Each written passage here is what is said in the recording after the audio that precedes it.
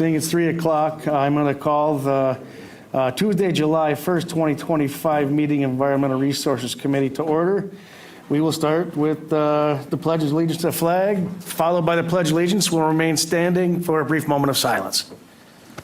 I pledge allegiance to the flag of the United States of America and to the republic for which it stands, one nation, under God, indivisible, with liberty and justice for all.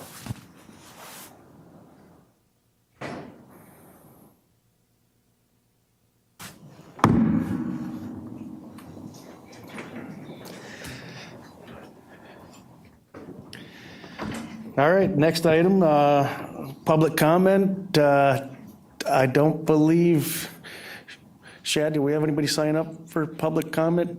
Okay, nobody signed up, so we will move on to item number 4, approval of the June 3rd, 2025 committee minutes.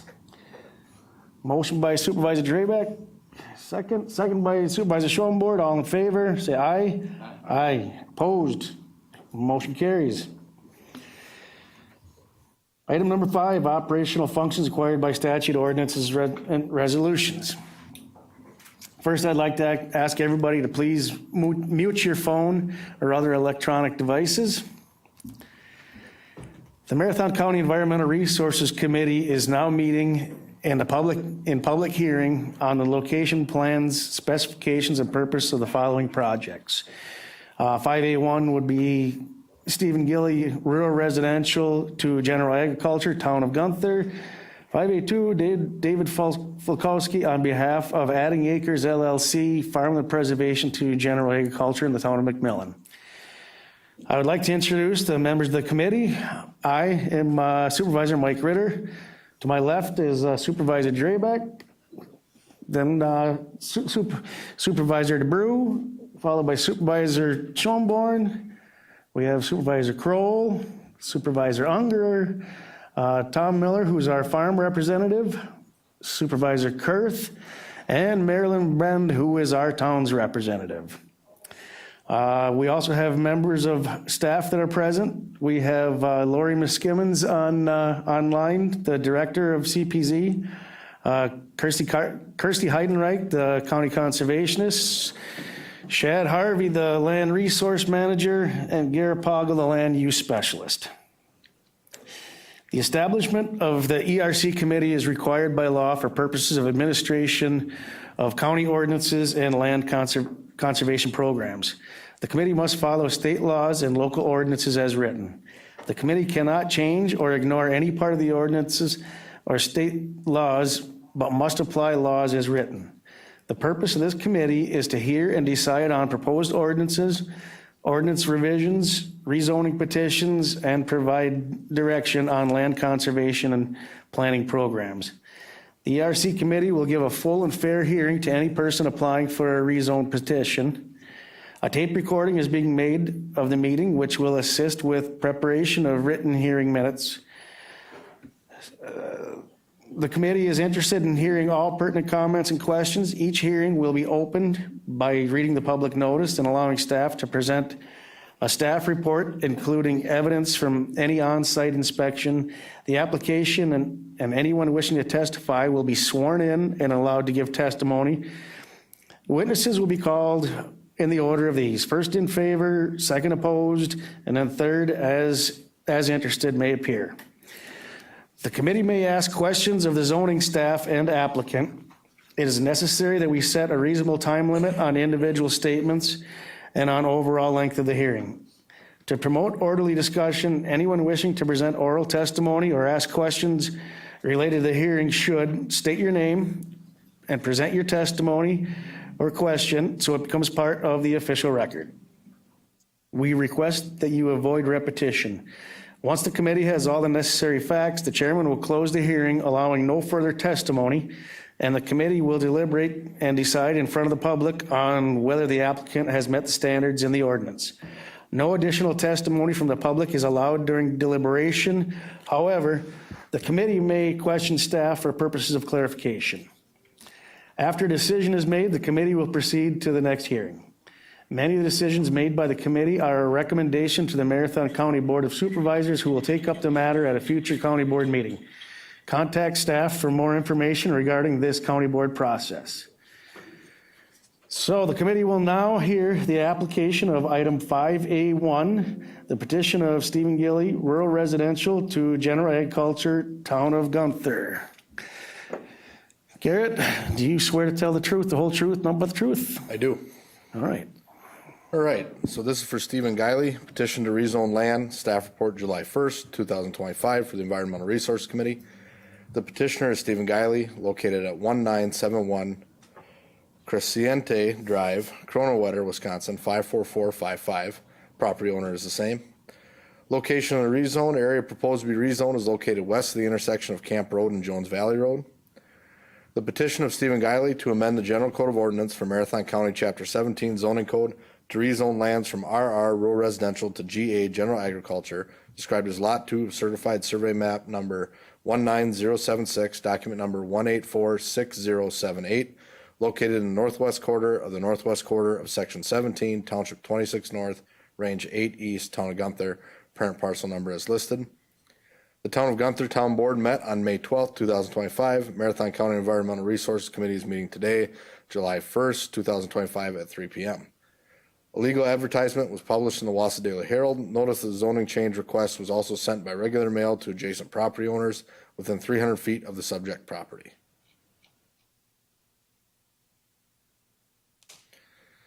On May 12th, 2025, the Town of Gunther Town Board recommended approval to Marathon County's Environmental Resources Committee. Staff recommendation: the rezone meets all the zoning district standards as it relates to size, frontage, access, and dimension.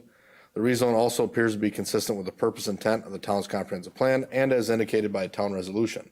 Based on the information provided above, findings of fact, conclusions of law, and the town's recommendation, it appears the rezone request meets all the rezone criteria and standards for rezoning. Therefore, CPZ staff recommend that the Environmental Resources Committee recommend approval to the Marathon County Board of Supervisors. Should the rezone be approved by the Marathon County Board of Supervisors, CPZ staff recommend that the town update its comprehensive plan to reflect the zoning change if applicable. All right, does anybody have any questions for staff? No questions for staff. Okay, then I will ask, is there anybody in the room or online that would like to speak for item 5A1? One more time, is there anybody that would like to speak for item 5A1? Okay, is there anybody who would like to speak against item 5A1? Once again, is there anybody who would like to speak against 5A1? I will call once. Is there anybody who would like to speak as interested in item 5A1? Okay, hearing none, I will declare this hearing closed and the committee will deliberate. What are your wishes? Supervisor Drabak. Thank you, Mr. Chair.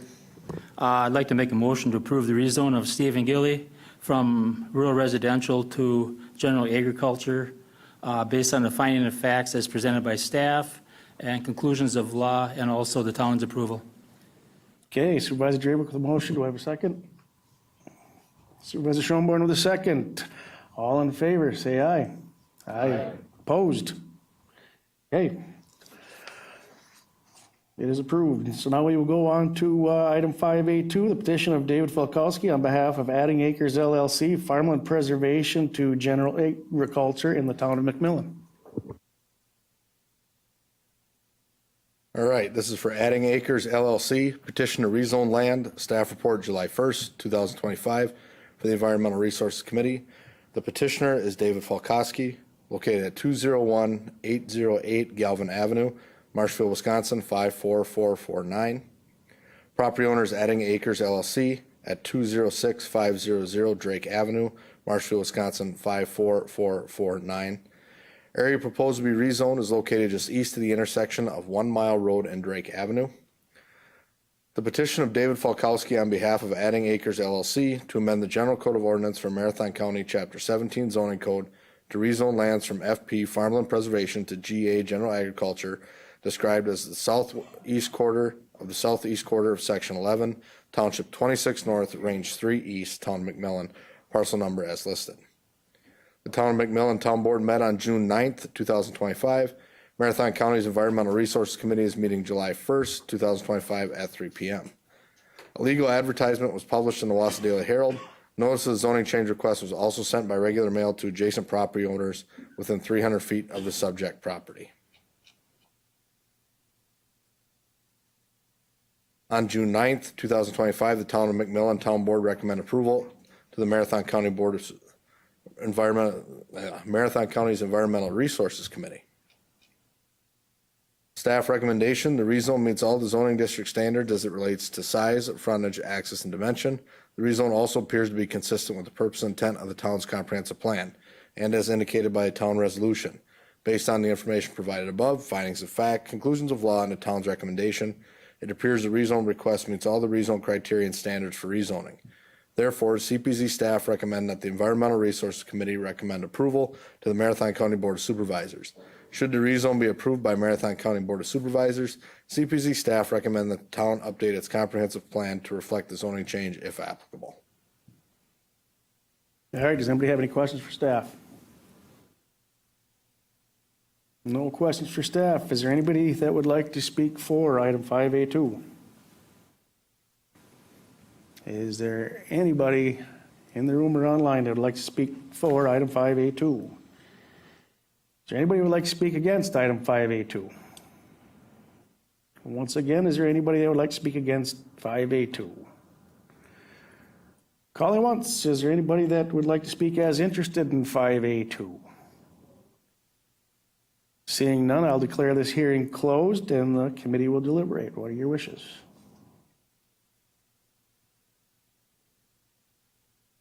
Supervisor Kroll.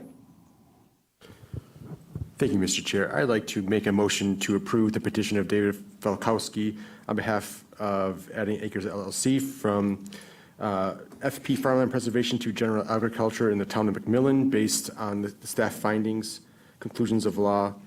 I'd like to forward it to the Marathon County Board. Okay, motion by Supervisor Kroll. Do I have a second?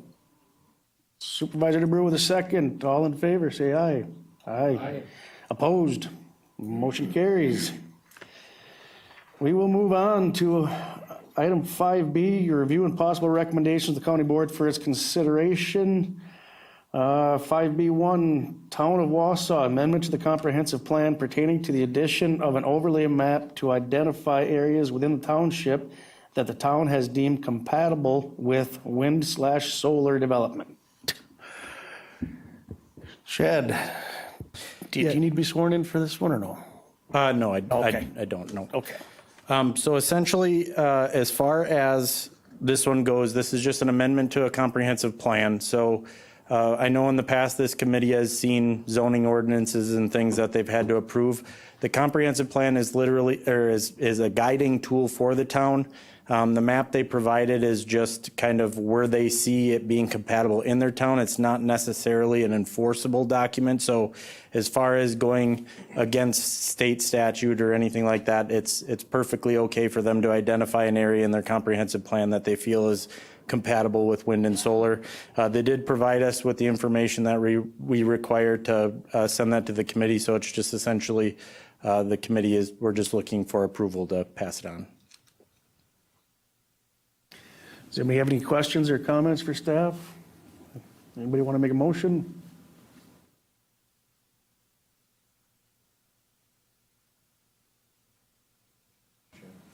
Supervisor Kroll, go ahead.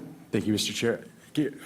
I just have a question regarding the timing on this. This looks like it was passed in late October. Just kind of curious on the timeline, why it's taking so long. Yeah, we essentially got it in time to put it on this meeting. A lot of the times what happens is they'll pass it at the town level, and sometimes it either doesn't get forwarded to us or something like that.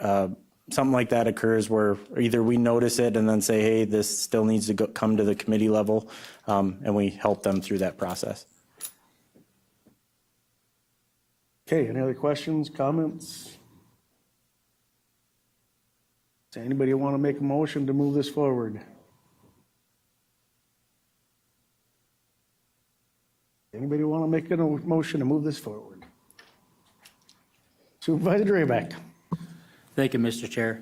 I'll make a motion to send this to, go to county board, or? Yes, Yeah. okay. Just to move this forward to county board, this amendment of the Town of Wausau's comprehensive plan. Okay, Supervisor Draybeck with the motion. Do I have a second? Supervisor Schoenborn with the second. All in favor, say aye. Aye. Opposed? Motion carries. Item 5B2, Town of Wausau rezone of a 1.98 acre parcel from Town of Wausau zoning code section 17.46 CM Commercial Light Manufacturing District to section 17.45A 180 Agricultural District. All right, so this one is very similar, just looking for the ERC's approval for this. They held the public hearing on their end and did provide us with what we need to send it on to the committees. Again, this just goes through this committee and then goes to county board for approval. But they have, like I said, they provided us everything we need to move it forward. Does anybody have any questions, comments for staff? Anybody want to make a motion? Don't be shy. Does anybody want to make a motion? Supervisor Kroll. Thank you, Mr. Chair. I'd like to make a motion to approve the Town of Wausau rezone and forward this to the full county board. Okay, Supervisor with Kroll. Do I have a second? Supervisor Draybeck with the second. All in favor, say aye. Aye. Opposed? Motion carries. Moving on to item 5C, review and possible recommendations to county board for its consideration. 5C1, consideration of private on-site water treatment system maintenance program special fee charge. Shad's going to talk on this. Yeah, so just to give everybody a little bit of background, this was brought up to the committee last year in October, where the committee directed us to bring it back this year for further discussion as well as some possible action. So we're just going to kind of go through. There is a memo in your packet that kind of outlines the POUTS maintenance program and fee associated. There's many communities, municipalities that do charge a special fee for the maintenance program, and we'll get into that in just a second here. I'm just going to scroll down to our presentation here. And I kind of wanted to break it down and give you guys an idea of what the maintenance program costs. Right now, over the course of the last year, we've been able to track this a little bit more closely. So essentially, kind of going through the process, tracking staff time, the postage, our software costs, including with our staff time, we included the allocated costs. So the cost that it takes to actually have a person on board, whether that be support from Corporation Counsel, the finance department, things like that, as well as our operating costs. Our maintenance program sits at about $125,240. This is a conservative cost. I mean, over the course of the years, we're adding systems on to our maintenance program. So the operational cost in this program cost is expected to increase over time. So just to give you a basis, and this is just picture this as a snapshot in time. It's even changed since this presentation was made, just because we're in the year where septic systems are being installed. But this is a very close number to the amount of septic systems we have in our maintenance program. So we're sitting at right around 21,219 septic systems in Marathon County. And just to give you an idea of, over the past 5 years, we did an average of the new systems that are installed every year. So not replacement systems, but new systems. So systems that would add to this number. And right around, we have about 157 new systems every year that get installed. So that means those systems are going into our septic maintenance system, our maintenance program, which essentially tracks the maintenance and makes sure that we have good operating septic systems in the county. I am going to skip this slide here because I think I will come back to this one. I do just want to touch base on the special charge. So one of the things a lot of other counties are doing is they put a special charge in place that goes on the tax bill, essentially as just a special charge to help fund the maintenance program.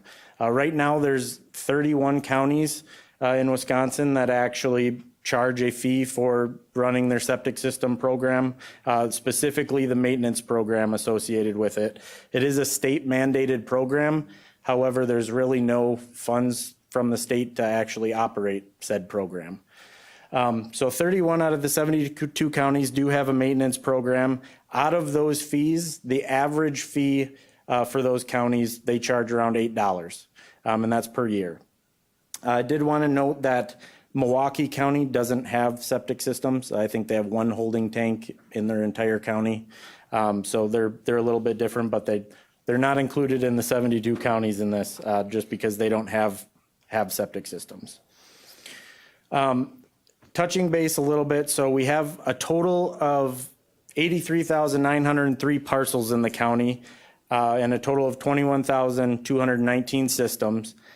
Just to give an idea of the amount of parcels that are affected by this, you know, we generally assume there's each one of those 21,000 systems is on one parcel. There are some parcels that have more than one system.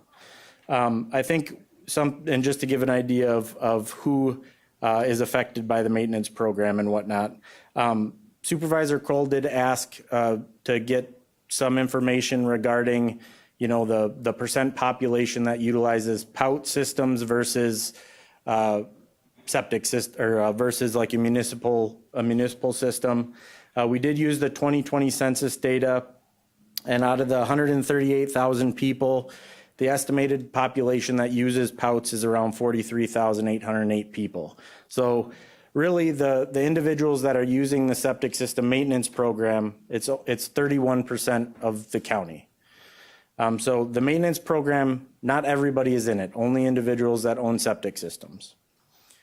So what we were proposing, because we're looking for ways that we can, non-levy sources that we can fund some of these programs. The idea was to bring a special charge and utilize our tax system and the software that we already have in place to send out those tax bills, to also send out a special charge fee for the maintenance program. We did break it up into a couple different options here.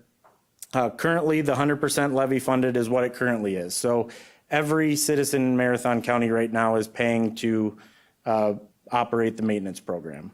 While we just discussed right around 31% are the individuals that are actually in the maintenance program.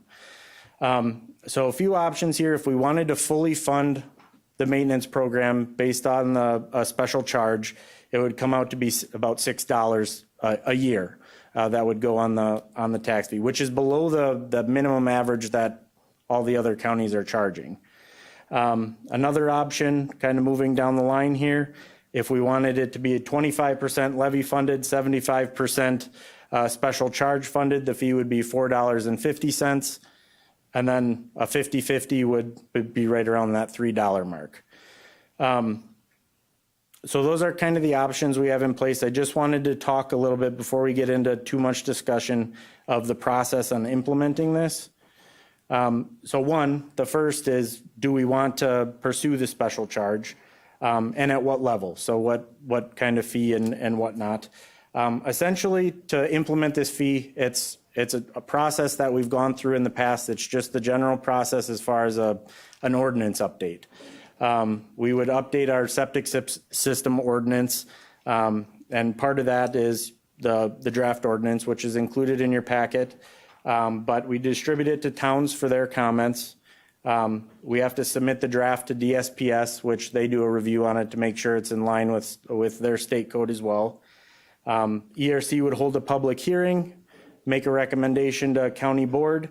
And in the draft ordinance, it states that the ERC would be responsible for adopting the fee of whatever the committee would come up with as far as how much they wanted that fee to be. That would be put on the fee schedule for the septic system. They would just state that it would be an annual fee that would be reflected on your tax bill. And then the final step essentially is the county board adopts the Chapter 15 amendment, And in that case, the fee would essentially be adopted. And the goal would be, to have this applied to the owner's tax bill on the 2025 tax bill. That's the general process and whatnot. I know I went through that quickly. I'll scroll back up to the kind of the fee breakdown here. And if Administrator Leonard wants to add something, or if there's any questions. Mr. Chair? Yeah, absolutely. Thank you. I think Shad did a great job teeing this up, and it really aligns very well with item 7 on your agenda, where we're starting the budget discussions with all of the standing committees all the board supervisors had the opportunity to attend the budget orientation and kickoff. This really gets to the heart of, as Chair Gibbs said before, the budget is the most important policy document that the board adopts every year. This gets to the heart of the county board's policy direction that they provide staff. You have 3 fundamental questions. I say this a lot. You have 3 fundamental questions you provide direction on relative to policy in the budget.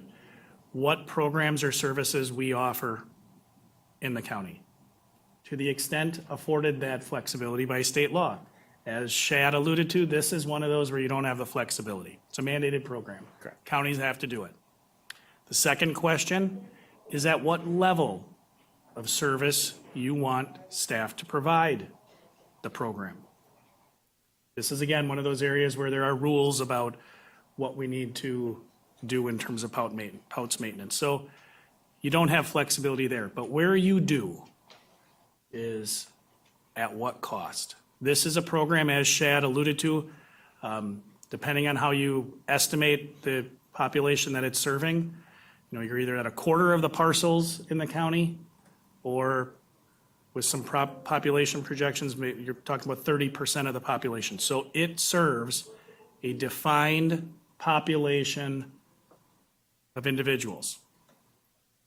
The county board has historically, in a lot of other contexts, when programs serve defined groups of people, there are service charges that oftentimes go in connection or that you've directed us to pursue recovery on. And as Shad said, 31 counties around the state already do that. This is that area. Do you want, at the end of the day, you need to make a choice. You either continue current state, which is effectively utilizing levy to subsidize the program delivery to that defined group, or you make a choice relative to cost recovery.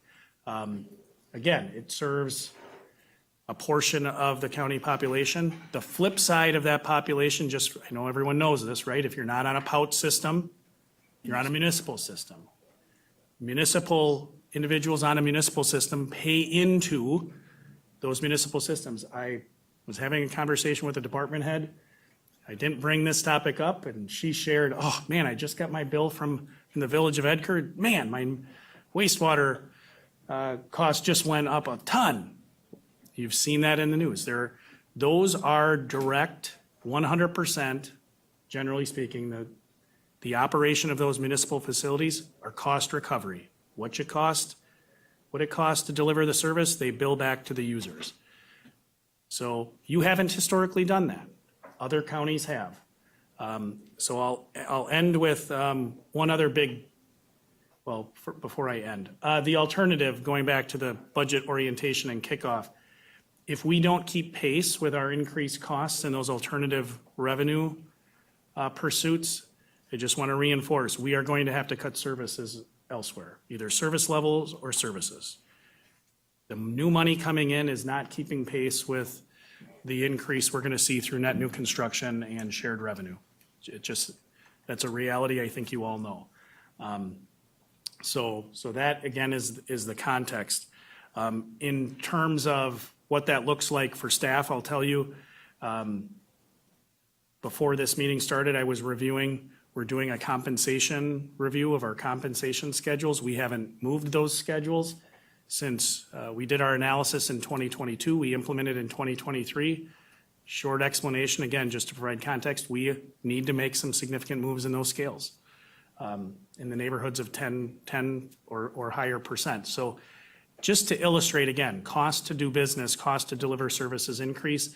That's why Shad and the team at CPZ, it's at my direction to seek out, just like every department, I give the same direction, seek out those opportunities for where we do have services that, where you could have cost recovery, particularly where they serve a designated population, a defined population. Bring those opportunities to the board, because you guys need to make those decisions. One big shout out, I think, should go to CPZ. I think it's very telling. We have a big county. We have a lot of on-site wastewater treatment systems. I think it's great that this is another area we can demonstrate how efficient we are in Marathon County. To do the 100% cost recovery option, $6 is substantially less than that average that you've seen Shad reference from other counties. And there are other counties that have a lot higher fee. I don't know, off the top of your head, quiz question, Shad, what was some of the higher ones? I think the higher one was about 17. So we're doing really well. Staff are doing a great job. My ask of you is, again, you have the tough question of, what do you want us to do? Because we can't do everything all the time with the same amount of money we have. Marilyn, you have a question? I will speak as a town resident. You know that to put in one of these septic systems, you're looking at substantial money, maybe $15,000. If you put in a mound system, you're looking at over $30,000. I don't see anybody that's living in the city that is spending that money up front. We do have inspections done by the hauler, and if they find a problem, they will let you know. You have to have it pumped every so often. I just don't think that this is fair, because how do we know that it's going to stay at this low price of $7 or whatever you want to charge? How do we know that all of the money that is collected is going to go into that fund and not go into something else? So I say no. Any other questions or comments? Supervisor Kroll? Thank you, Mr. Chair. I guess I'm curious, how often is a POUS participant interacting with the system? Either for maintenance or fees, like just like a timeline of how that works for them. Yeah, so with septic system maintenance, each system has to be maintained every 3 years. With that being said, with the number of systems we have, I'm going to ballpark it here because it's a little bit different every year. But we generally, at the beginning of the year, we have 5,000 to 6,000 notices that we send out. So they're kind of in chunks. I mean, that varies a little bit depending on the year, but it's every 3 years they have to get their system maintained. And as part of that, the county is required to send out notices. We send out 3 notices per system to get it maintained. If the system isn't maintained at the end of those 3 notices, we do our best to do site visits to just say, hey, I want to let you know your system needs maintenance, because we would much rather see them pay to get their system maintained versus going through the court system to pay a citation. Generally speaking, on average, I'd say at the end of the year, we have about 500 systems out of those, say 5,000 at the beginning of the year, that haven't completed maintenance by the 3rd notice. That's when we step up to do the site visits to try and let them know maybe they got lost in the mail or whatnot, but we do our best to get in touch with them and say your system needs to be maintained. We're able to get that number down into the double digits. Generally, I think this year we were sitting right around 20 people that actually got a citation for not having maintenance. The rest we were able to work with so they could utilize those funds. Instead of paying a citation, they could utilize it to maintain their system.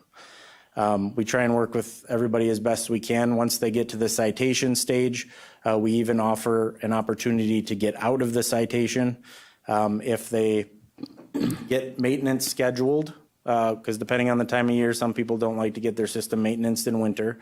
But if they schedule it with a company, let us know the company and the estimated date that they're scheduled to come out. We dismiss the citation.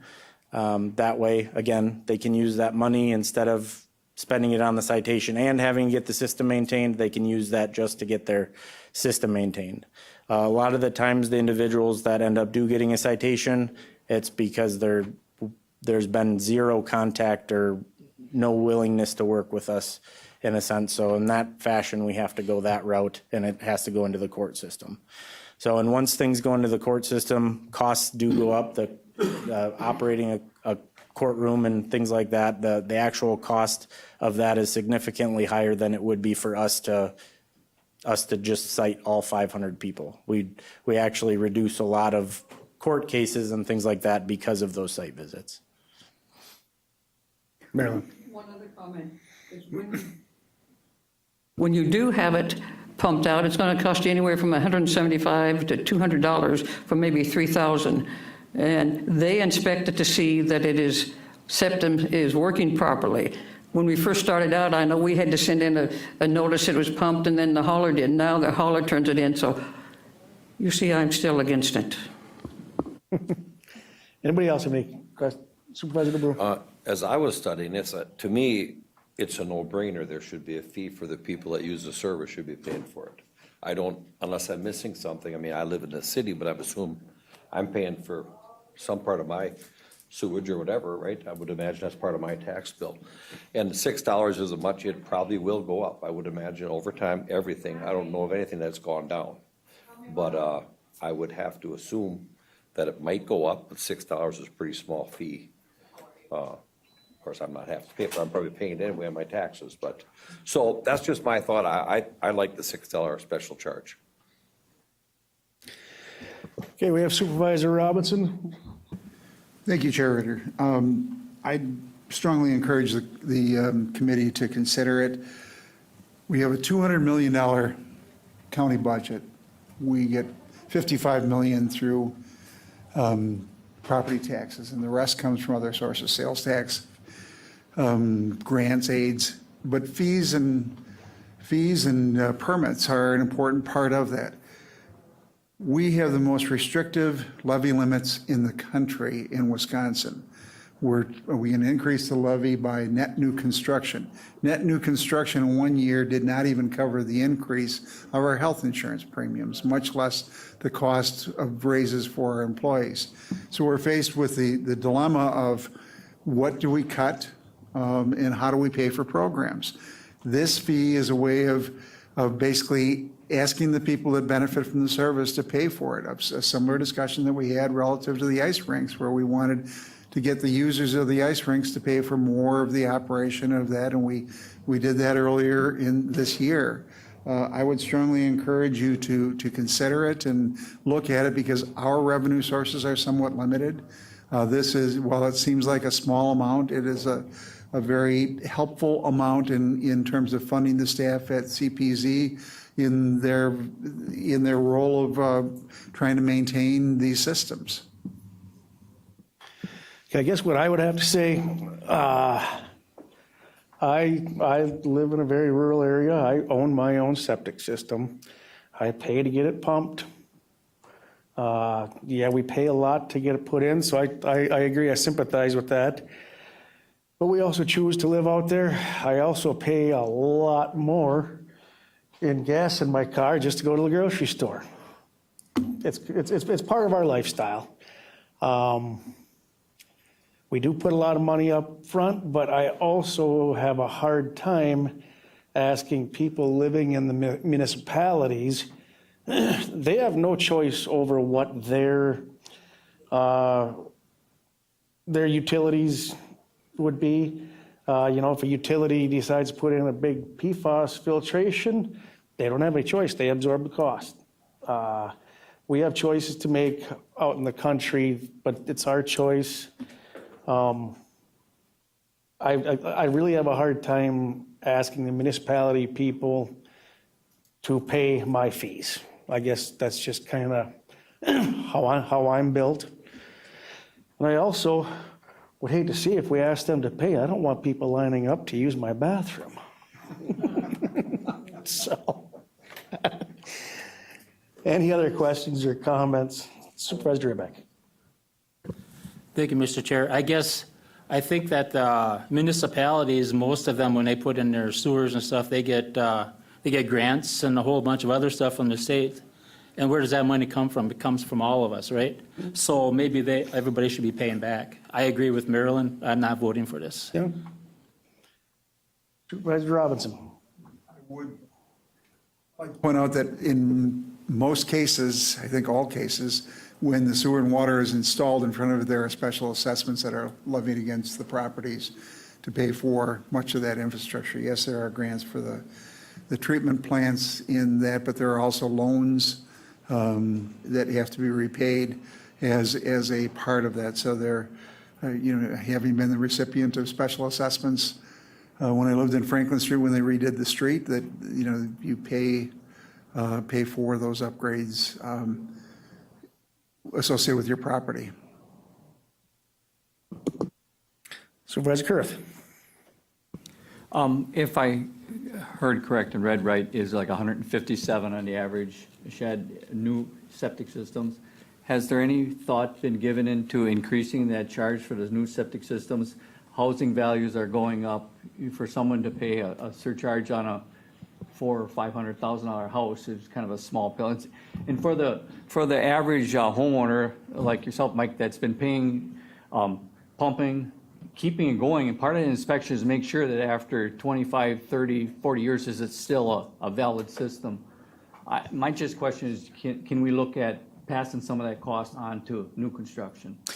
Yeah, so we did look into that a little bit. The problem with passing it on permit-wise is maintenance never stops. Even if the market with construction were to slow down, we still have the same amount of maintenance over and over again. If you just add on to the permits, you're relying on, development is still going to happen at the same level, same occurrence. So it's not as much of it's hard to say, yes, we're going to cover the full maintenance cost this year based on permits. If construction slows down or depending what happens with the housing market. Right now, our permit fees do cover the work that the permitting side is. It's the maintenance program right now that it doesn't cover. Just because of that sheer fact where, even if we increased $100 on the permit, that's still $100 this year. If we don't get any new septics put in next year, well, then our maintenance program is again back pulling from the levy. The same amount of work goes in. One more question. When someone wants to put in a septic system, what is the average cost that you charge even to get all the permits to put one in? It's over $1,000, isn't it? So it depends on the type of system. I'd probably say our average permit cost is around $650. That's for the septic system permit. A lot of the times they have to get a soil test for it, which also that's not a county. We charge $100 for a soil test review, but if it were, they still have to pay the contractor to do the work as well. Because I system put in and they're charged like $1,000 from the county. It really depends on the type of system, because like for holding tanks, for example, there's things like affidavits that need to be put in place, and there's fees for recording those as well. So it really does. I'd say the average is still probably around $650. Yes, there are some that are higher, but at least for the permit cost for the county. Administrator Lowe? Thank you, Mr. Chair. Just, there were some questions about fees, Supervisor Kurth. Again, this is an area, I know these are hard discussions, right? But I do think this is an area where the county has done, I give credit to the county board relative to your budget process. We are moving away from a system where, we set a fee and then, when's the last time we looked at that? It was 10 years ago. The point of our new budget process that we've used the last 2 years, and if you look at the current adopted budget, there's an appendice specifically to rates and fees. Every year, if you have a question, what is our rate and fee? Well, the county board approves those. You approve those through the budget. And as was alluded to by Supervisor Robinson, if there's a change to those fees during the year, you approve those as the board. It's that third policy question of at what level, the last one is at what cost, right? You need to make that determination.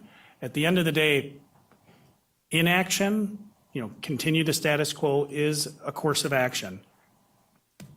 My next question is going to be, okay, when we get to the budget, what does that mean? What are the implications of that? Because I'll tell you that I know the cost at CPZ for staff are going to go up in the neighborhood of probably between 3 and 6%.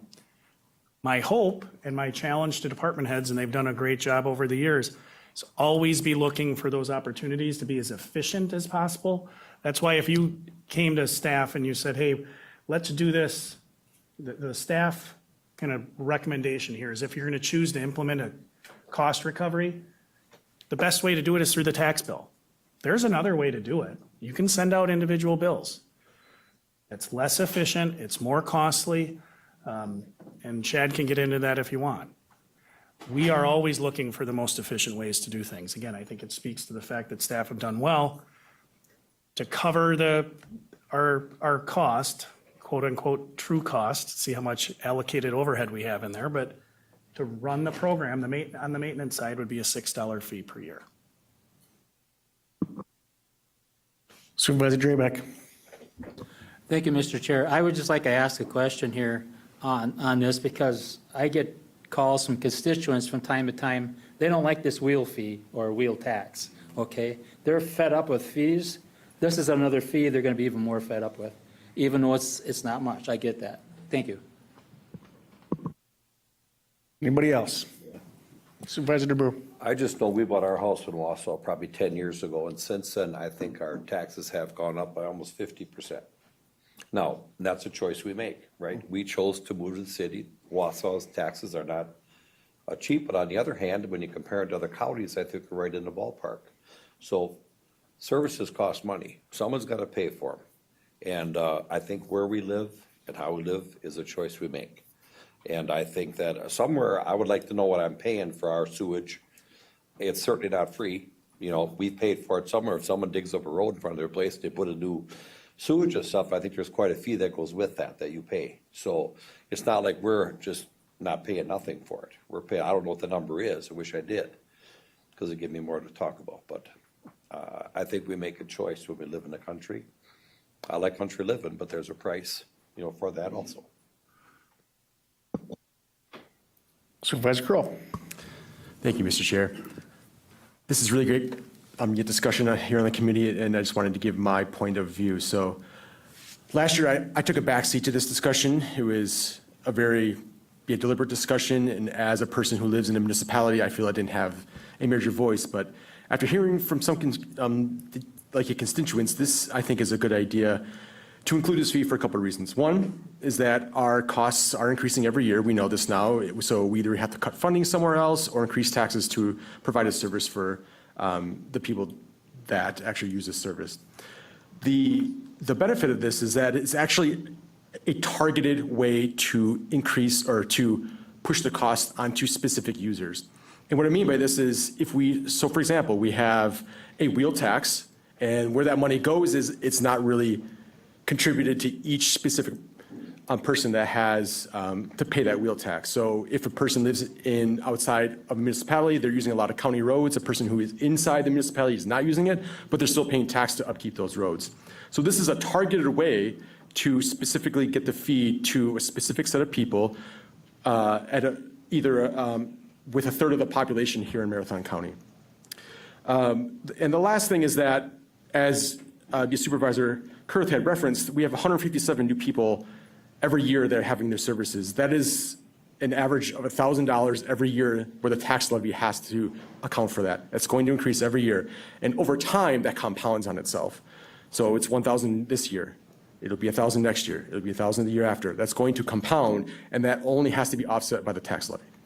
So I appreciate Supervisor Drabek's concerns. So I'm actually curious what it would look like if we didn't put it on a tax bill, but only charged the cost at the point of service. So for every 3 years, what that might look like as well. So I get some thoughts there.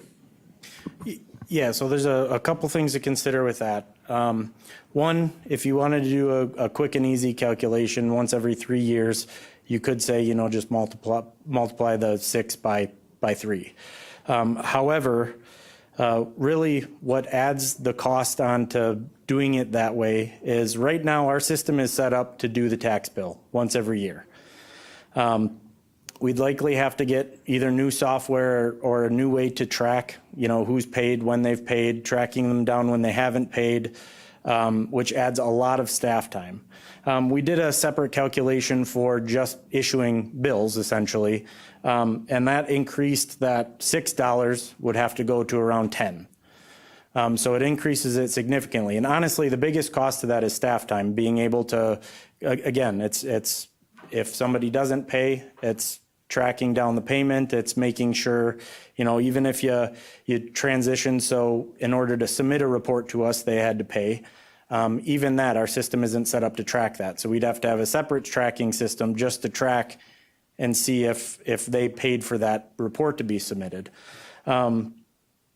With that being said, I mean, other counties that are putting in fees, especially the special charge, they utilize, a lot of other counties have T-Tech or TT, the program that we use, and they utilize the special charge feature on there because it's already, there's not an extra mailing. The tax bill goes out every year, so it's included on the tax bill. So you don't have the cost for the extra mailing. It's followed up just like taxes are followed up. So really, we did look at those other options as far as either sending a separate bill or charging for the service fees. The other thing you got to think about is conventional systems, mound systems, those are maintenanced every 3 years, and so are holding tanks. But holding tanks they're maintenanced more often than that. When they're full, they get pumped by a certified individual. If we start charging for every time they submit a report, that means somebody might be paying that fee every time they report, which means, I have holding tanks at my house. We get them pumped every 2 months. So every 2 months you would be having that fee if we did it that way. So really, we did look at a lot of different options, and this is one of the options that's relatively easy to put into place right now, and wouldn't require us to, one, spend extra tax time tracking certain things, while keeping that cost as low as we can. I'd also like to add, I know last year when we brought this up, the maintenance program cost, it was like around $144,000 was our maintenance program cost at that time. Since then, we have changed how we do our maintenance program. We streamlined it in a way where it doesn't take as much staff time to get the notices out. We changed our process to actually use TT or T-Tech, the program that we're using, to actually work with it, versus before we were sending out multiple batches of notices, and it's very complicated to explain how it was working. Instead, now everybody that's there for service, we mail them notices at the same time. So at the beginning of the year, we'll have 5,000 notices that go out. Historically, that was split up into batches, and there was a lot of background work on trying to track that, which after our changing it to one batch where the notices are all sent out at the same time, we were able to reduce our costs even further. So we're going to continue to try and make efforts to make our program more efficient. But there is still always going to be that background cost that we have to try and accommodate for. I have one more question. How do you know that property is going to be put on all the tax bills as it should be, and how would they have to update the tax bill system to be able to create this so that everybody gets a charge on there? So if I may, from my understanding of it, it's going to look a lot like towns, how they put like garbage fees on. So it'll show up in the top corner there as an additional charge or a special charge. But CPZ would be responsible for, because we get the permits for septic systems, we're the ones tasked with tracking them. So we would have the list of the properties that have septic systems, how many septic systems are on each property, and then we would be able to provide that information to the treasurer. When it comes to doing special charges on the tax roll, each municipality has to list each property owner that would assess. And so that's a lot of data entry, and would you make sure that it all would get on that are supposed to get on? So, I mean, we would follow the proper procedure. I know The requirement for a special charge usually is a little bit different than how this works. The statutes allow us to put the special charge on there without having to follow the exact specific standards on how a normal special charge would work. And we've been in conversation with our corp counsel, so we would make sure that it's in line with what we're allowed to do. I still think you could miss a lot. Supervisor Schoenborn. Two questions. I was just kind of wondering when, this price of $6 roughly, or has that been a set price for a period of time? And has there been any increases, throughout that period of I live in the city and I had a place up in Oneida County. Yes, I ended up putting a septic system in. It was not cheap. So the point is, you gotta, to do business, you gotta spend the money or whatever. But like somebody had said with the wheel tax or whatever, it's another fee. But, what isn't today's society with a lot of, there's small fees. But even if that gotten to $6, it's pretty irrelevant, but to some people it is. And are all 21,000 septic systems being tracked at this present time? Yes, actually, so this year is essentially the first year, because we were tasked in around 2015 to start bringing everybody in. Through that time, we've been bringing them in batches, because you can imagine bringing in all 20,000 of them in all at once. Our maintenance notices wouldn't be staggered when we send them out. We'd have years where nobody needs to get maintenance and years where a lot of people would need to get maintenance. But as of this year, all of our septic systems are in and tracked in the maintenance program. Occasionally, we'll still get somebody that calls and says, hey, I got a notice there's no system on my property. In which case we go and investigate. But a lot of the times what happened with that is, well, if we send a notice and they don't get back to us, we have to assume that the system didn't get maintained. There's a lot of systems out there that were installed prior to permitting requirements. We were tasked with inventorying those, and the county did the best we could with the information we have. But now that they're all in there, we've been able to clean a lot of those up. So yes, all of the systems are tracked in our maintenance program currently, and they're all starting in that process to get those notices. Okay, Supervisor Drabek. Thank you, Mr. Chair. I was just kind of thinking here, do you think there'd be a possibility, because we didn't get any public comment from anybody today, even though this was on the agenda, actually last time and this time, that we would take it and go to the Towns Association with it and hear their feedback at those meetings, present it there, hear their feedback, and then a lot of the supervisors will hear people's opinion. Just a thought on that. We're open to doing presentations at a Towns Association meeting for sure. And to know that you get the Eastern and Western big combined one in July.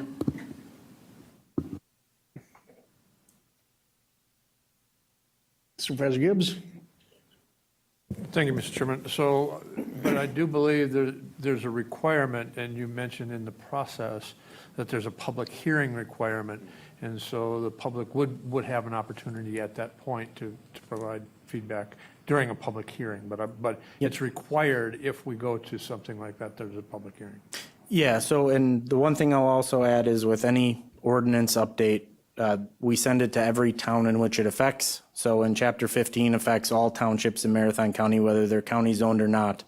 So all of them would get notified of the draft language, including the information on the hearing date. Supervisor Kroll. Thank you, Mr. Chair. So as you have the slide up here, Shad, so I'm just thinking about timeline. So the budget needs to be approved in November. Walk us through a timeline when each of these steps would need to be hit. So maybe Administrator Leonard has that. Yeah, and quite honestly, we need to do some work on implementation in terms of when it could actually get added to the tax bill? I mean, the threshold question is one for you. Do you want to go down this direction? And I appreciate that you're having lively discussion. That's great. I have no doubt we can find a way to do it. If 14 other counties are doing it, there's a template. I'm not concerned about our ability to get our system to do it. This is a question of what is the policy direction from this body. But I'll work with Corp Counsel. Shad and I can work with Corp Counsel to say, really, how do we make sure we have the public hearing? If you want us to go this direction, we'll have a public hearing. We'll determine when it would get added to the tax bill. Can it go on the tax bills that are being issued in December? Because that would impact the development of the 2026 budget. Or if it needs to wait, and at the end of the day, you need to have the discussion first to provide us the direction. We'll march up a hill, but you need to tell us you want to go up the hill. I don't know that that answers your question, but it may not be something that will quote unquote help with the 2026 budget, but the life of counties is not measured in years. They don't go away often. We need to be thinking, Chair Gibbs has brought this up, the task of a supervisor is to think generationally. This is you have a revenue problem. It's not a revenue problem that was made last year or the year before. It's a revenue problem that is decades old. Implementing a strategy to address it, we're fine if it takes a bit. We just want to make sure you have the information you need to have that conversation. Anybody else? Supervisor Kroll. Yeah, thanks, Mr. Chair. So just the next step, do we make a motion, a recommendation? What action do we need to take right here if we were to pursue something like this? Yeah, I would say a motion. Depending on what Lance and I's discussion with Mike turns out as far as which tax bill it could go on, I can give you a general timeline on how an ordinance update works. First, we get direction from you guys basically saying you're good, you want us to send that to the towns. We generally give the towns a month to respond back so we can bring their input back to the committee. During that same time, DSPS has to do their state review, which they do require us to do it 30 days before adoption. So we would send that to them at the same time we send it to the towns. ERC would hold your public hearing. Depending on that public hearing, you guys would issue a recommendation to county board. And then after that meeting, it could go to county board. So really, if we really wanted to, we could get it done in a relatively short timeline. But I think the important part is, one, that we know we're moving in a direction that you guys want us to move in, versus us trying to do something when you guys don't want us to. Any other questions, comments? Supervisor Kroll. I would like to make a motion to approve the possible recommendation for the Pouts water system so that it is paid in full by the fee. Supervisor Kroll with the motion. Do we have a second to that motion? Supervisor DeBrew with the second. All in favor, say aye. Aye. Opposed? No. Motion carries. Okay, we will move on to item 5C2. Adoption of Solid Waste Department and Environmental Management Facility Plan. Director Hagenbuscher. Thank you, Mr. Chair. All right, so back in April at our ERC meeting, I presented on this topic and provided slides and information relative to how we proceed as far as it relates to landfill leachate. So part of our landfill operation means that leachate is going to be generated. It's the water, stormwater and liquids that's generated as the trash breaks down, and we collect that. We make sure that that doesn't go in the groundwater. And for the last 45 years, we've been sending that out for treatment at wastewater treatment facilities. due to the presence of emerging contaminants, specifically PFAS. Many of these treatment plants are being forced by state regulation to turn us away.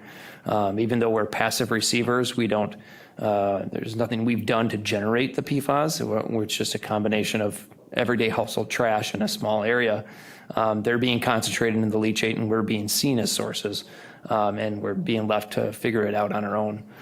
So within the next couple of years, we could see regulations put us in a position where we don't have any options. We don't have any treatment plants that are able to provide disposal capacity, meaning that we will have to reactively address this issue and come up with some sort of treatment plan.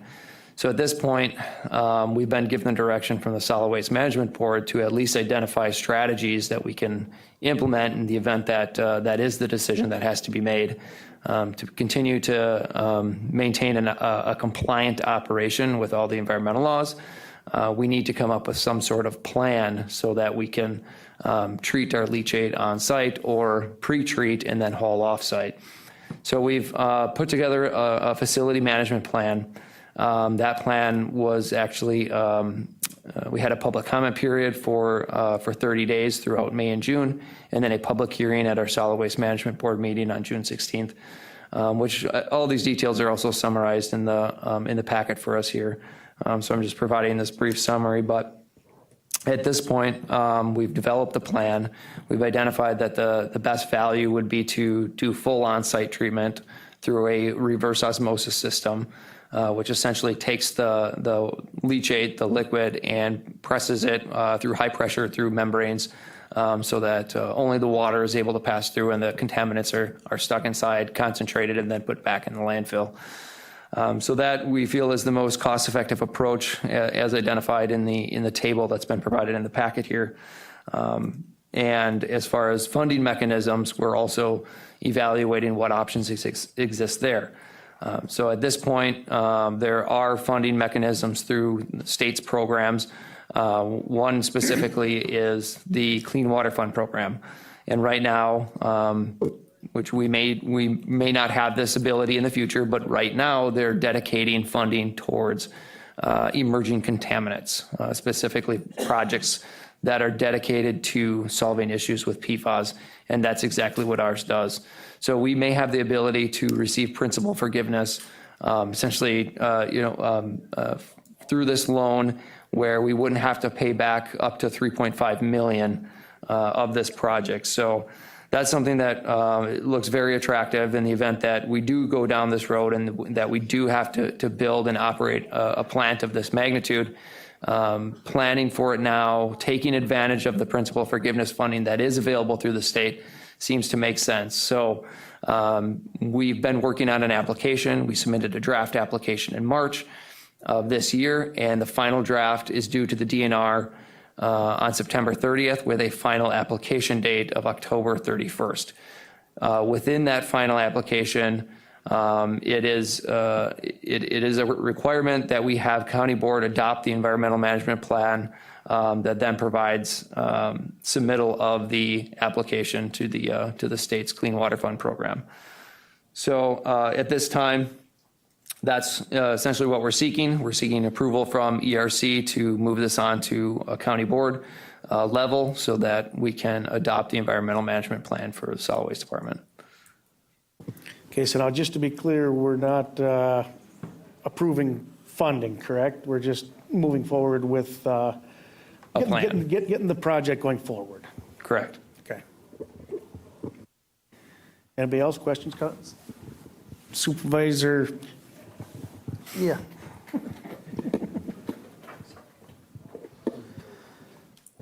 Thank you. I want to commend Dave and his for taking a lead.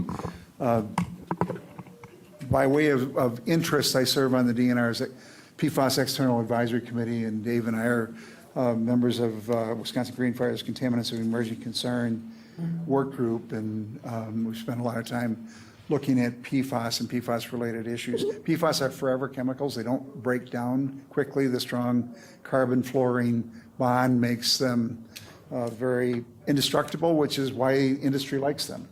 But the problem is that the landfill through accepting waste, the PFAS may not break down, but it will break down from the Gore-Tex, from the dental floss, from the ski wax, and other things that go into the landfill and presents a problem because there is a known impact.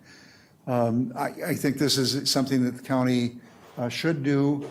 I would, however, encourage the county, and I think it would be this committee, to look at a joint venture agreement.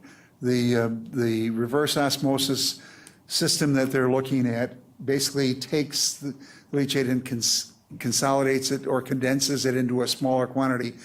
Right now, we don't have the technology to destroy PFAS, so we're sequestering it in carbon, we're sequestering it in resin, or we're consolidating it through reverse osmosis. We still have to handle that. The proposal here is to recirculate it in the landfill. There's organic material that will absorb most of it. There will potentially be, however, ongoing issues. We're sizing this plant to take care of Marathon County's problem, about 50,000 gallons a day, plus the potential to accept leachate from other counties, including Portage and Shawano. I would like to see Marathon County adopt a joint venture agreement with those other counties to have them upfront agree to what sort of capital investment they would have, how we would deal with the ongoing operation and maintenance of that facility, and to have a good plan in place. So at a future meeting, I would, I think our rules, County Board Rule 22, 2.0122, has a process by which we can create joint ventures. It was created after we looked at, we had some issues associated with ADRC and others where Marathon County bore some more of the risk. We wanted to make sure that we understood those issues up front and tried to agree with them. But I would encourage you to adopt a plan, but also at a future meeting, begin the process of trying to form that joint venture agreement with those other counties so that we have them committed on a long-term basis to that.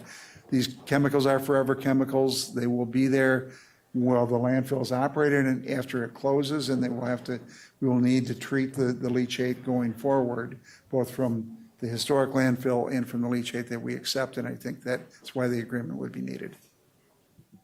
I would agree with Supervisor Robinson on going forward, looking for some kind of partnership commitments. My overall thoughts on this is we have to do something to stay ahead of this.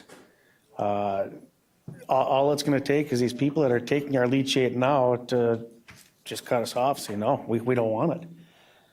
Well, then Marathon County Solid Waste is stuck with a lot of leachate that we have nothing to do with. So I do think we need to develop some sort of plan or move forward with some sort of plan to stay ahead of the game on this so we don't get ourselves in a tight situation that we really don't want to be in.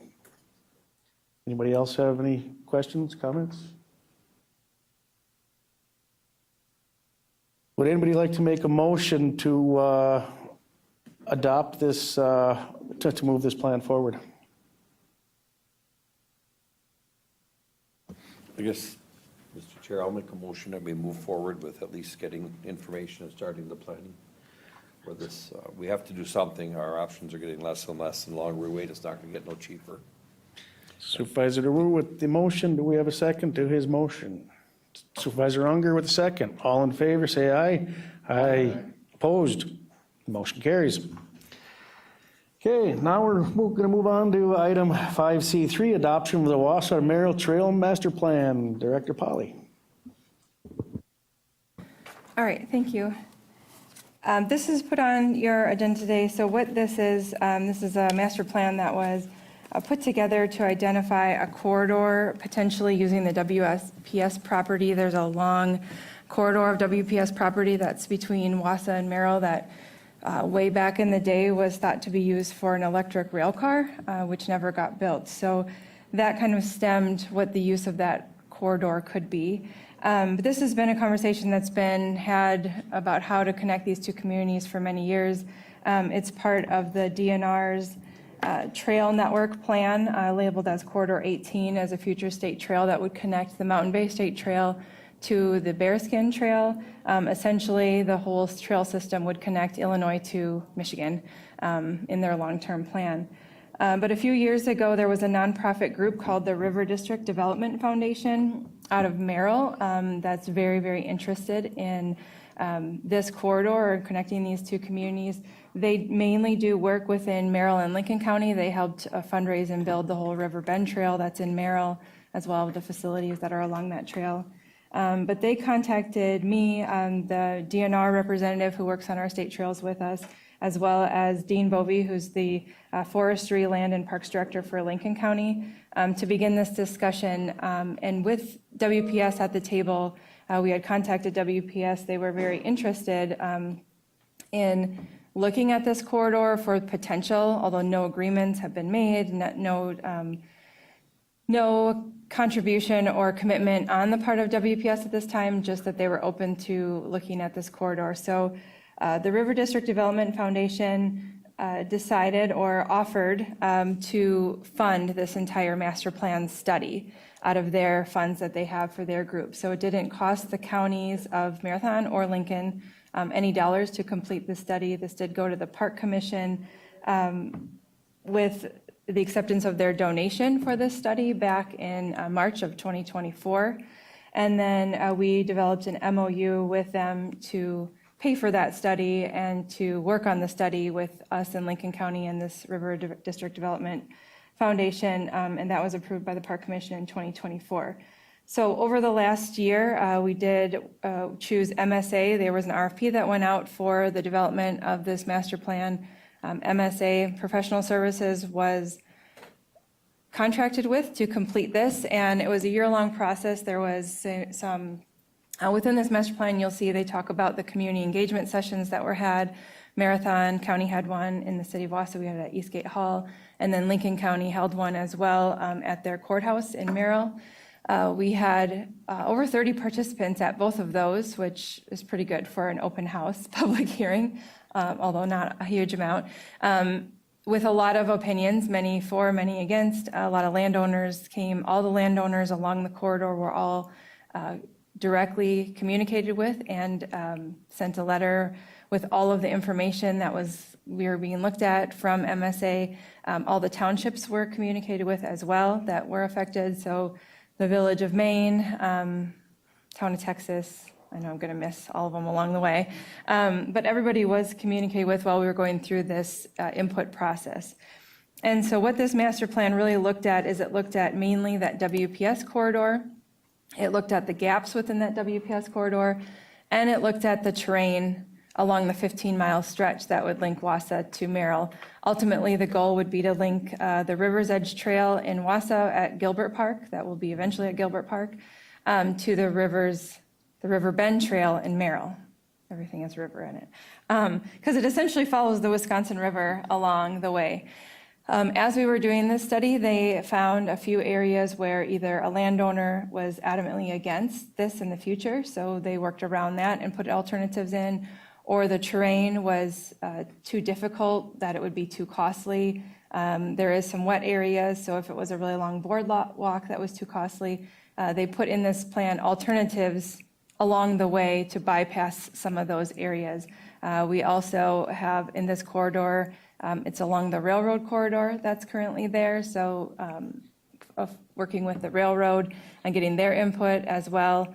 And it crosses under, when you get to Lincoln County, it goes under 39, so working with the Wisconsin DOT and the county on what the ability would be to put a trail within that right-of-way or underneath that overpass there. So a lot going on. It's a 15-mile trail, so it's a very, very long trail.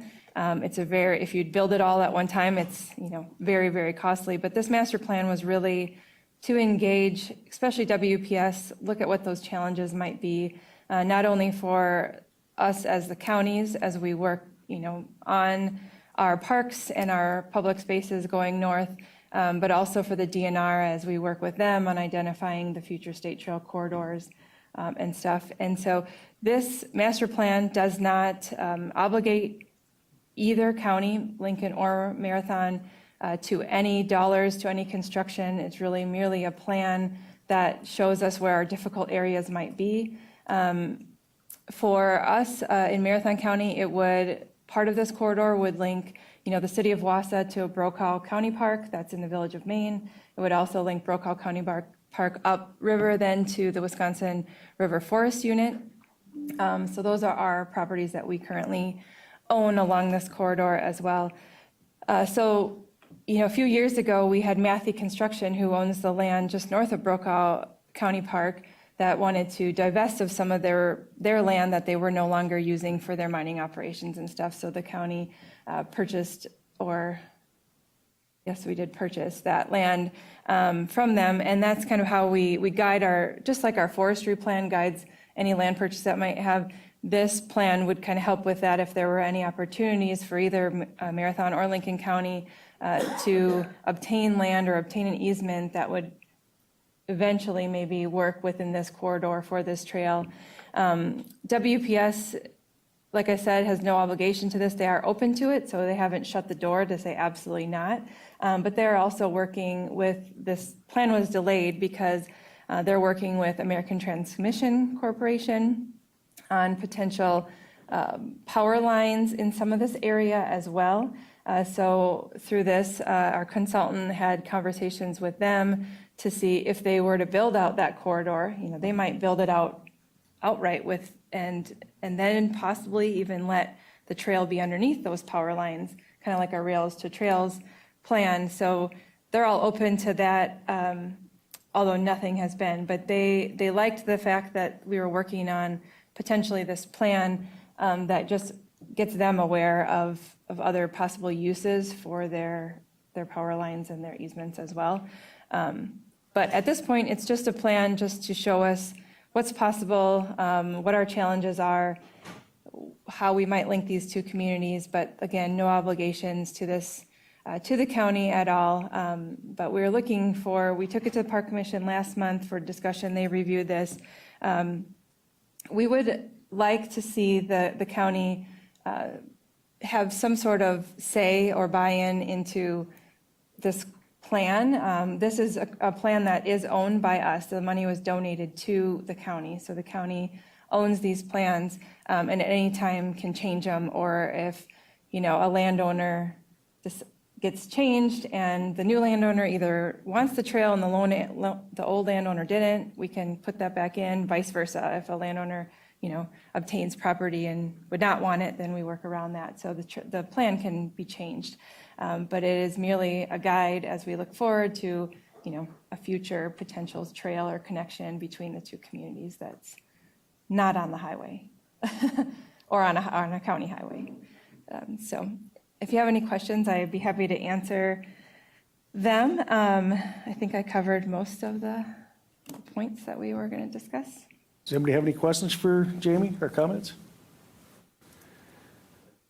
Supervisor Kroll? Thank you, Mr. Chair. Jamie, this is amazing. There's nothing more that I love is maps and constituent surveys responses. I just love them. It just ties it all together perfectly. It's also a very huge, expansive report and whatnot. So I'm having a challenge mentally preparing, or how long like this process could potentially take in deciding on when to even this actually starts. So maybe can you walk us through a timeline of what this might look like? Yeah, we don't really have a timeline. Okay. It could be years. It could be, if the ATC and WPS are going to do some development and are willing to let both counties kind of partner with them, it could be sooner. One of the things is future development of this, if it is a state trail, like the Mountain Bay State Trail process was, a friends group could be formed, because a friends group can apply for 9 different grants through DNR that a county or a city cannot. So if it looks like there was potential for even sections of this to start being built, then I think that would be in our best interest to start that friends group so they could apply for that funding. And that's how Mountain Bay Trail from Weston to Green Bay got started and got mainly funded, was through that friends group and those grants that they received. So timeline, we'd probably all like it to happen sooner than later. It's been talked about for a long time, but it could be many, many years. Yeah. If I can add one thing, I think along your lines or your question, and to Jamie's point, the great thing about this is, one, somebody else paid for a plan that is of value for us, right? That's a great, I love to see that as the administrator. But as Jamie said, sometimes you don't know what the options are or what would be advantageous until someone does the hard work, Jamie and the Lincoln County representatives working with these groups to say, hey, what could happen?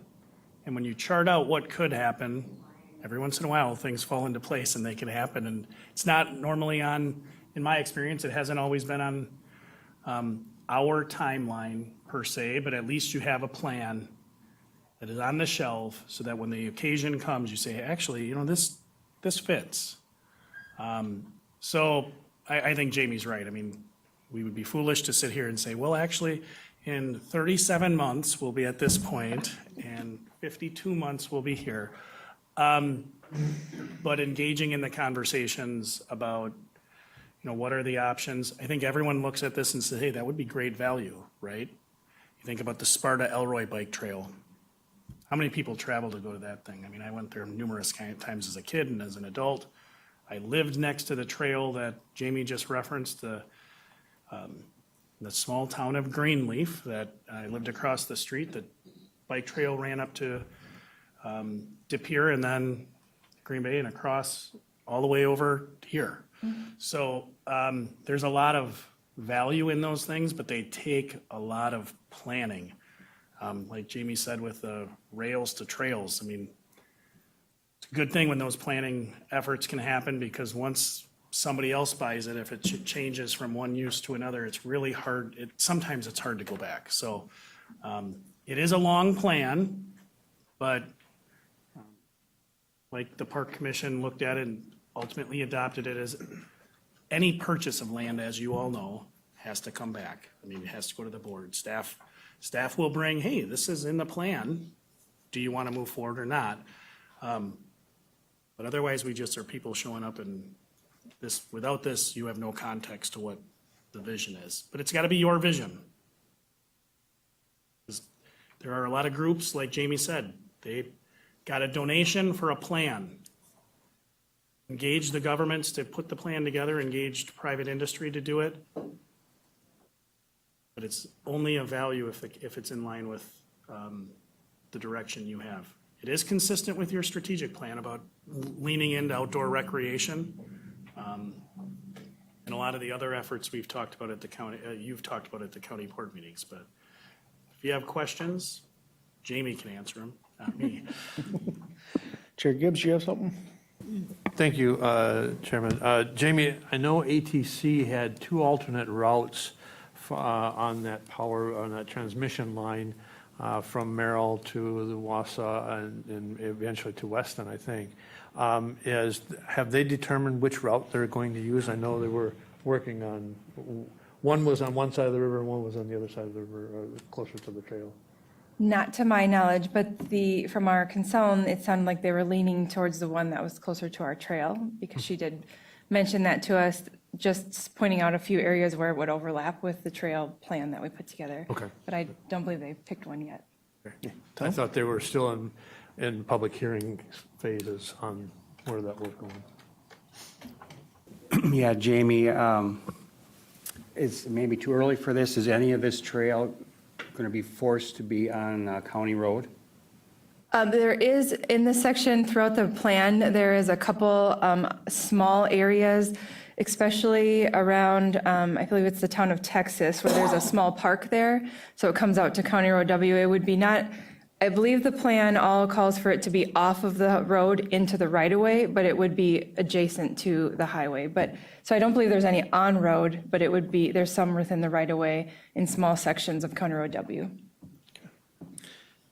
Any other questions, comments? Supervisor Drabek. Thanks, Jamie. I just want to make sure that there's no charge to the county. We're under no obligation at any time here, right? Absolutely not. Okay, thank you. Good question. Anybody else? Would anybody like to make a motion to move this forward? Supervisor Kroll? Thank you, Mr. Chair. I'd like to make a motion to adopt the Wausau to Merrill Trail Master Plan. And Tom Muller with the second. Do, all in favor, say aye. Aye. Opposed? Motion carries. Thank you. Okay, item 6A, we have none. Now we're on to item 7A, discussion regarding the 2026 annual budget development and policy recommendation from the committee, including review of the mandatory discretionary program document and discussion of rates and fees.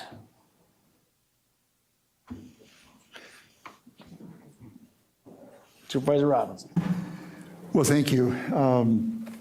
This is part of our ongoing process to engage the members of the county board and the committees in the development of the 2026 budget. And we're learning every year as we go through this process, but I think it's important for the committees to review both those programs. And I think the Administrator Leonard had earlier in the meeting talked about the importance of looking at what services do we provide, at what level, and at what cost.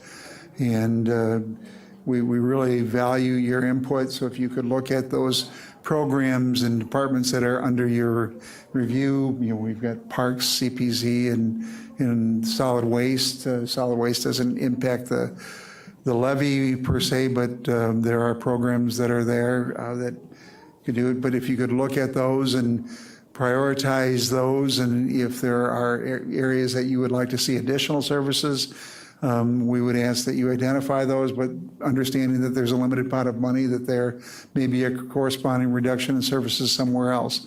But also, as you look at it, I think we had the discussion relative to the importance of fees and staying current in looking for revenue sources where we can in that. And I think the administrator has provided you with both the services that we provide, the mandatory versus none, and as well as a fee schedule. And remember that not all dollars are the same.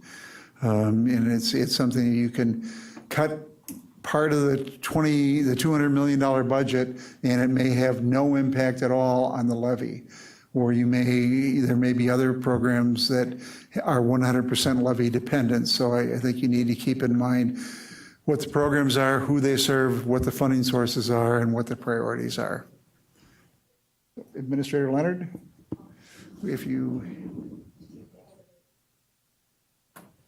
as you walked away, but. Sure. Thank you. So I'll pick up at the last point that Supervisor Robinson referenced, because again, I think you're well accustomed to the mandated and discretionary service list. Ask questions. If you have a question about what a program is, who it serves, what its cost recovery is, please let us know, and our staff can answer those. Give us a little bit of notice. We do well with pop quizzes, but I much prefer a essay where I know what the question was and have the time to write it. But just to illustrate the last point, that not every dollar in the budget is equal in terms of its impact on the tax levy. So as you look through this mandated services and discretionary services document, you'll see actually within the departments underneath that you have purview over in terms of reporting, here's a fair number, significant number of discretionary programs. All the things, virtually all the things that Jamie's department does, Dave's department, have both heavily regulated in certain areas, but not mandated. Similar with CPZ, they have a mix of mandated and discretionary.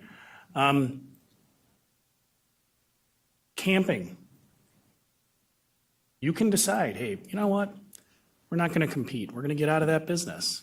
It's not going to save us $1 off the levy, because the cost recovery that Jamie and her team have put together, when you look at the fees for service document that's at the end of your packet, that's one of those areas where we say, hey, this is a non-mandated area. We're going to track our costs, and we're going to set fees in a way that corresponds to those costs. So please ask the questions. We'll let you know. We tried to do a good job putting that mandated document together. If I need to make some changes, I'll let you know, but it's pretty status quo from last year. But at the end of the day, it's a conversation around those three questions. What programs or services do we offer? Again, that's a board decision. At what level? That is, so again, it can be equality, it can be timeliness, population served, and then lastly, at what cost? So with that, I mean, I certainly will try to answer any questions you may have, and if you do have things, particular programs you want a little bit of a deeper dive in, please reach out to the chair and let him know, and we'll make sure we show up with that information at any future meeting. Supervisor Robinson? And again, this is an iterative process. It's not a one and done. We're asking that throughout the fall, understanding that right now we're in the process of giving the guidance to the administrator to develop the budget. And then he will present the budget at the end of September, and then it becomes the county board's document. But throughout that process, we would look for input from the committees relative to what the priorities are. It's, again, ongoing, iterative. We'll build off the comments. If you have questions, if you don't understand a program or its ramifications, again, please ask. We're focusing in on the existing programs, but if you have an idea for a new program, that is now's the time to do it, but understanding we've got limited resources. Anybody else? Questions, comments? Supervisor Kroll? Thank you, Mr. Chair. In a specific theme that I've been asking all day, can you give us a timeline, like Mr. Administrator, of when you give your preliminary, like your budget, so we can like also look at it and stuff? Sure. So I'll have as HR Finance and Property Committee Chair Robinson referenced, I have to deliver my budget based on the calendar. I strive to deliver it consistent with the calendar that you've put together, so end of September. The next step for the county board to again give direction to me is going to be through the budget assumptions and priorities. So think about your personal home budget, right? There are things that drive your budget. One is if you anticipate getting a raise, that's new, personally, that's new revenue going to you, right? Well, correspondingly, think about it from the business side. That's how I'm thinking about it from the county side. We deliver services to people using people. One of the drivers of our budget, significant portion of the county budget is salaries, wages, fringe, those things. So that's going to be one of the primary budget assumptions that HR Finance is going to work to develop and recommend to the county board this month. There are other assumptions. You think about inflation. For our capital projects, we'll work to come up with budget assumptions there, healthcare costs. So on the expense side, those are the things we're looking at. In terms of budget assumptions on the revenue side, again, the same timeline is going to apply here. We're talking about this month. Hopefully I can get some of that guidance. But we're looking at what is the increase for net new construction. We'll have an estimate. I think generally speaking, if we have a good year, we'll be in the maybe a little north of $900,000 of net new construction dollars, which is a good thing.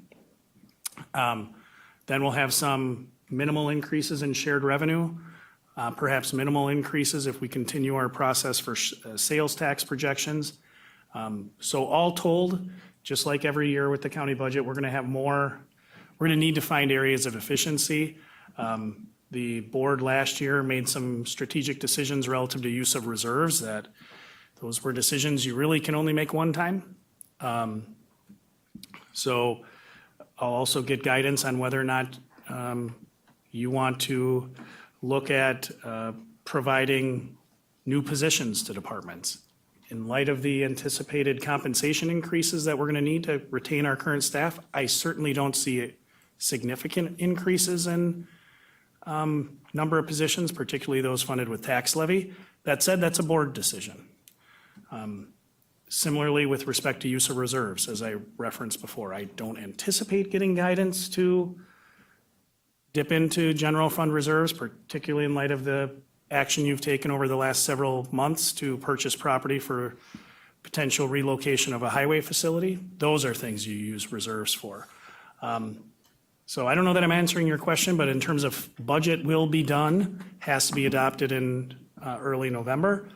But the new process we put together over the last several years, it's been a lot of urging to staff to get that budget completed earlier, and also to allow for those more opportunities for the board to shape that budget before you actually get it after it's published.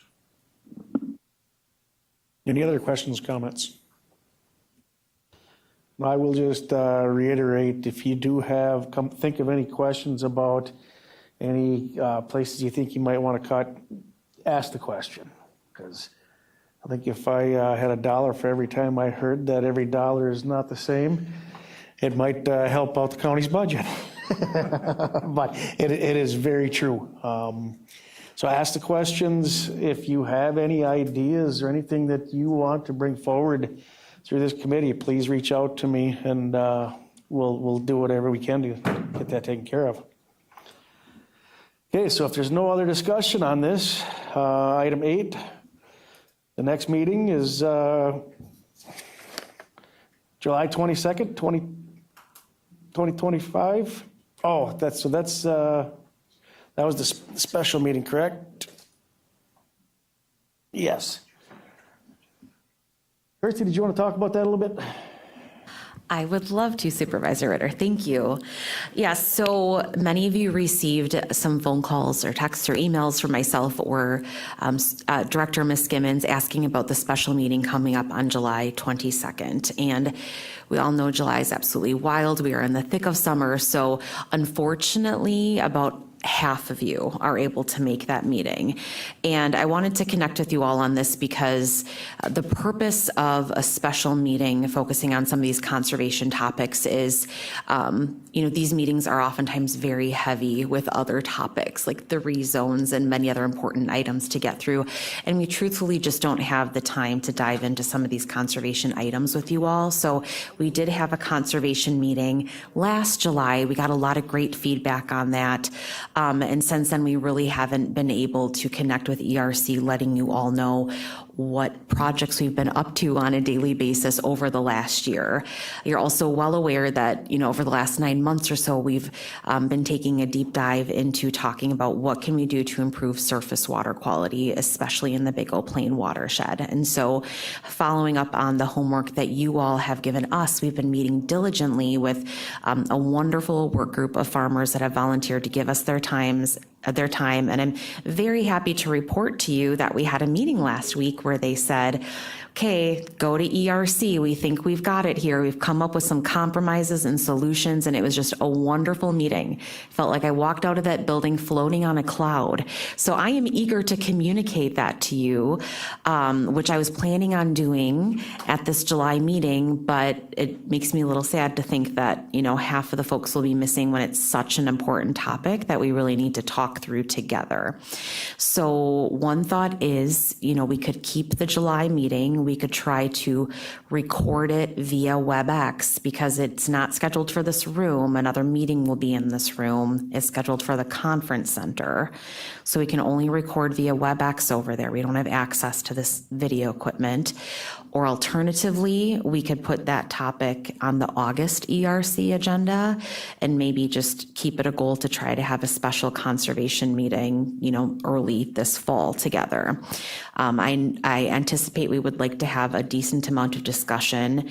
I know the August meeting already has a decent amount of items on it, and September is looking pretty light in terms of rezones.